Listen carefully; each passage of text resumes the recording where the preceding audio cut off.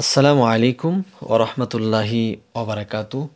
সম্মানিত দর্শক, আজকের এই ভিডিওতে খুবই তথ্যবহুল কিছু কথা আপনাদের সামনে বলবো। তাই ভিডিওটা খুব ছোট হবে এবং আকর্ষণীয় গুরুত্বপূর্ণ হতে যাচ্ছে। আমরা ধৈর্যের সাথে যদি ভিডিওটা দেখি শুনি সে মতে আমলটা করি তাহলে ইনশাল্লাহ কাজ হয়ে যাবে। আজকের এই ভিডিওতে আমরা তথ্য দিচ্ছি যে গর্ভ রক্ষা করার তদবির। তাহলে খুবই গুরুত্বপূর্ণ, যে সমস্ত মা বোনদের গর্ভ নষ্ট হয়ে যায় অথবা গর্ভ কাঁচা হয়ে যায় তাদের জন্য এই আমলটি খুবই গুরুত্বপূর্ণ। আপনারা ভিডিওটা শেয়ার করুন এবং চ্যানেলটিকে সাবস্ক্রাইব করে আমাদের পাশে থাকুন।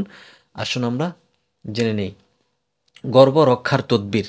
যদি গর্ভ নষ্ট হয়ে যায় অথবা গর্ভ কাঁচা হয়ে যায় সেক্ষেত্রে আপনি গর্ভ কিভাবে ঠিক রাখবেন, গর্ভ যাতে নষ্ট না হয় সেটা কি করবেন, সেটা দুইটা আমল শিক্ষা দিব। তো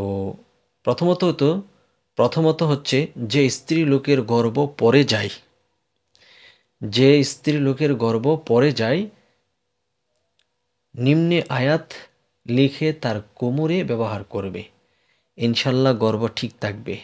তো নিম্নে আয়াত কোনটি? এই যে দেখেন নিম্নে আয়াত আমি দিলাম আপনাকে সরাসরি কিতাব থেকে। বিসমিল্লাহির রহমানির রহিম। ইন কুল্লু নাফসিন লাম্মা আলাইহা হাফিজ ফালইয়ানজুরিল ইনসানু মিম্মা খুলিক خلق من ماء دافق فالله خير حافظا وهو أرحم الراحمين।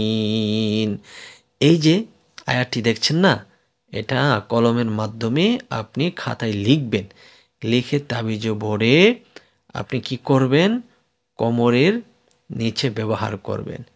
ইনশাল্লাহ ইনশাল্লাহ গর্ভ ঠিক থাকবে। যে স্ত্রী লোকের গর্ভ পড়ে যায় নিম্নে আয়াত লিখে তার কোমরে ব্যবহার করবে, ইনশাল্লাহ গর্ভ ঠিক হয়ে যাবে। তো দ্বিতীয়টি হচ্ছে দেখতে পাচ্ছেন নিম্নে লিখিত তাবিজটি লিখে নাভির নিচে ব্যবহার করবে, ইনশাল্লাহ গর্ভ কাঁচা যাবে না এবং গর্ভ রক্ষা পাবে। তাবিজটি এই, বিসমিল্লাহির রহমানির রহিম। ইয়া আল্লাহ ইয়া রহমানু ইয়া জালিলু ইয়া হাকিমু ইয়া কবিয়ু ইয়া মাতিনু ইয়া আজিজু ইয়া সমাদু ইয়া আহাদু ইয়া সামিউ ইয়া বাসিরু ইয়া আলিমু ইয়া মুহাইমিনু সাল্লাল্লাহু আলাইহি ওয়াসাল্লাম। এই দুইটা তাবিজ আপনি প্রয়োগ করতে পারেন। আর ভিডিওটি শেয়ার করে প্রচার করুন।